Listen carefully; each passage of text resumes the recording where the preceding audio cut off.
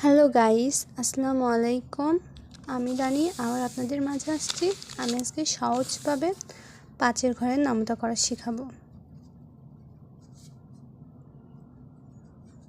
পাঁচের নামতা।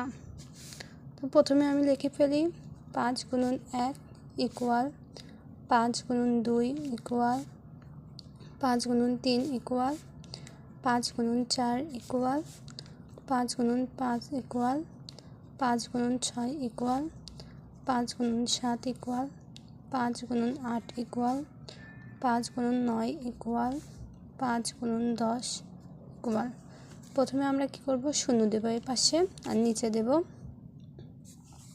এরপর আমরা লিখব 1 1 2 2 3 3 4 4 এবং 5। এরপর আবার নিচে একটা শূন্য দেব, দিয়ে 5 0 5 0 5 0 5 0 5 0 5।